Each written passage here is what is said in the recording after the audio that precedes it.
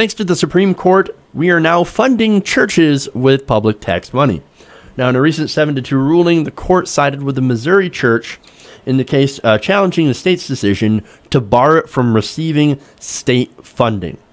Now, let me tell you what this case is all about. Now, the church, Trinity Lutheran Church, basically wanted to rubberize their playgrounds with recycled tires. So it's like a safety thing. Now, the thing about this is, and I don't have any problem with rubberizing. I think it's a great idea. But problem is that they wanted everyone else to pay for it. They didn't want to pay for it themselves.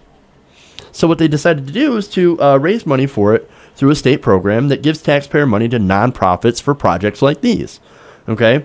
However, under Missouri law, no public funding can actually go to churches. We have this whole separation of church and state thing going on.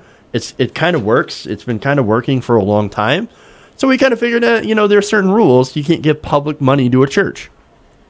Now, the church was not happy about it, so they sued. And of course, now that we have a Trump Supreme Court, essentially, it went to the Supreme Court, and now we have this ruling. Now, the court said the state's policy violated the rights of Trinity Lutheran under the First Amendment's free exercise clause by denying the church an otherwise available public benefit on account of its religious status. Now, Chief Justice John Roberts said the consequence is, in all likelihood, a few extra scraped knees, but the exclusion of Trinity Lutheran from a public benefit for which it is otherwise qualified, solely because it's a church, is odious to our Constitution all the same and cannot stand. I find the use of the word odious very interesting in that, since, of course, some of these justices are very odious in themselves. At least their opinions are, in my opinion. Now, Roberts wrote, the free exercise clause protects religious observers against unequal treatment and subjects to the strictest scrutiny laws that target the religious for special disabilities based on their religious status. Apply that principle, the court has repeatedly confirmed that denying a generally available benefit solely on account of religious identity imposes a penalty on the free exercise of religion that can't be justified, only be a state interest of the highest order. So that's what he wrote about that. I think it's a bullshit ruling. No public money should go to churches. I don't care what you're doing. No public money. No public money means no public money. Period. It's pretty simple. I mean, Are we missing something? Are we missing something, Ron? Well, no, I mean, I'm with you 110%. This violates the separation of church and state.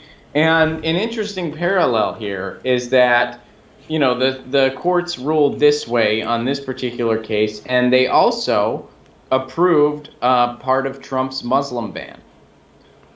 So, I mean, it's quite interesting where their priorities are and what groups get special treatment over others.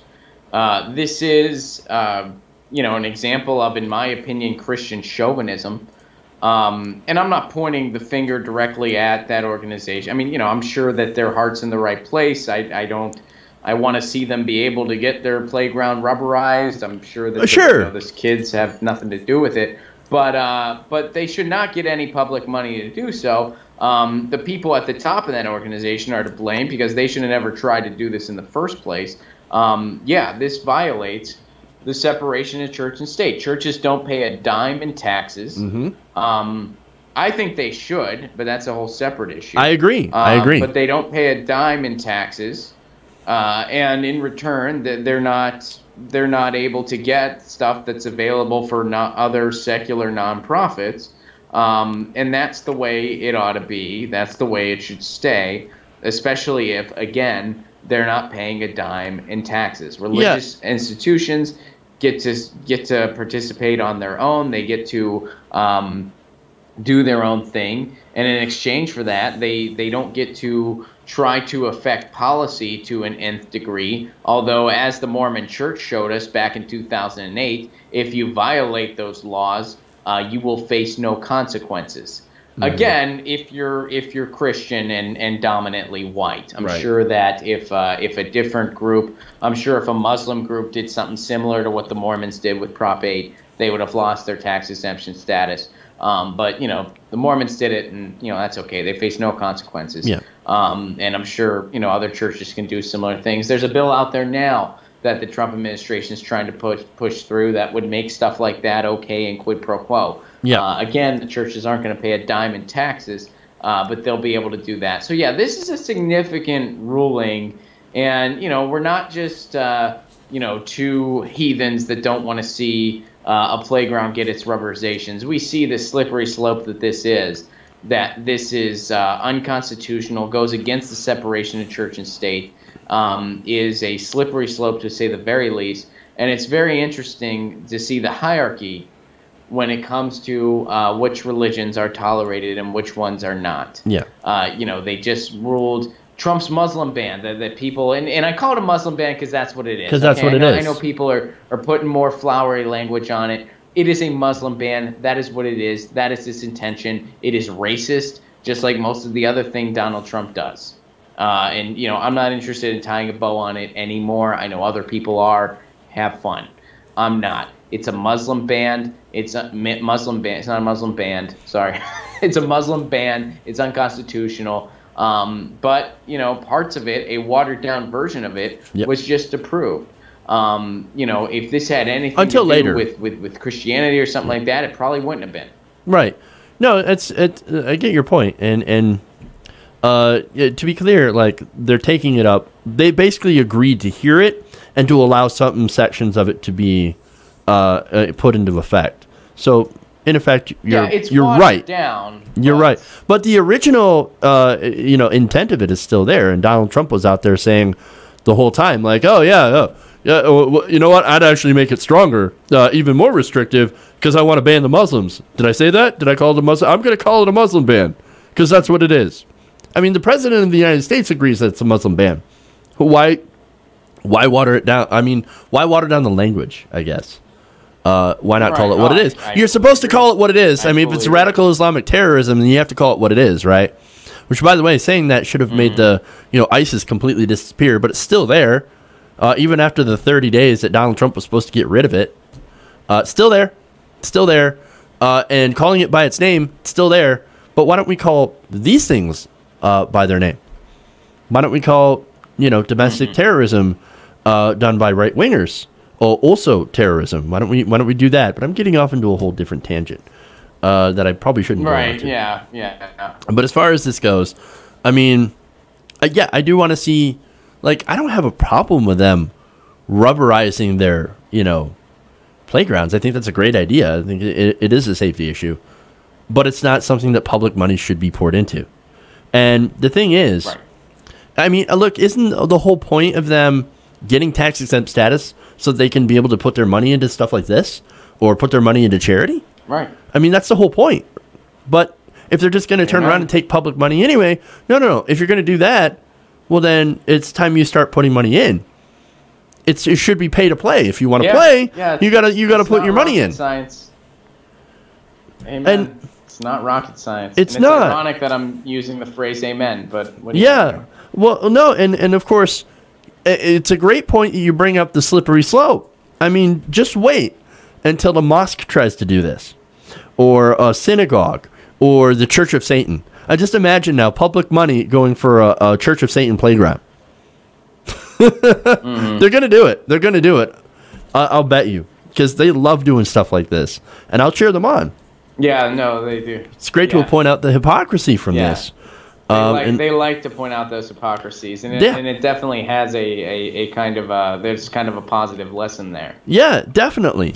I mean, look, something would tell me that these same people that are cheering this decision on, as soon as the first bit of public money goes to a mosque to build a playground or whatever, rubberize their playgrounds, which should be. I don't have any problem with that. Again, people are going to be, wait a minute. It's going to that mosque over there? Oh, I'm not comfortable with that. Hey, man, be careful what you wish for. You might just get it. And that's the problem. That's why we have a separation of church and state. It's to prevent things like this. It's to prevent one religion from being favored over another. And look, you just might end up, like, you're on top now, but you just might end up the minority religion later. And you might regret these kind of rulings. or any kind of rulings that put one religion over another. That's why we have these things. That's why separation of church and state exists, and that's why it needs to be strongly enforced. Now, let me get to you a last statement here by one of the dissenting judges. This is Sonia Sotomayor, right? And the dissent was also signed by Ruth Bader Ginsburg.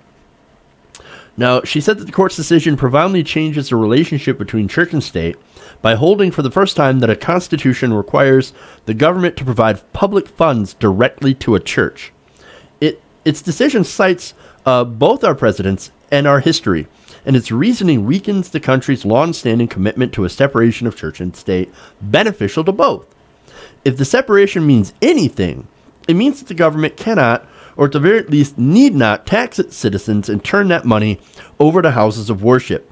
The court today blinds itself to the outcome this history requires and leads us instead to a place where separation of church and state is a constitutional slogan, not a constitutional commitment. So that is a very, very strong statement by Justice Sotomayor in a very fiery dissent, and she's absolutely correct. We are turning this into unfortunately into a slogan. I mean, look at what we've done with, Hobby Lobby and all the other decisions that have been favoring the churches, and allowing them to make some of these decisions and get away with being able to push their religious doctrine onto everybody else, which they should not. Mm-hmm.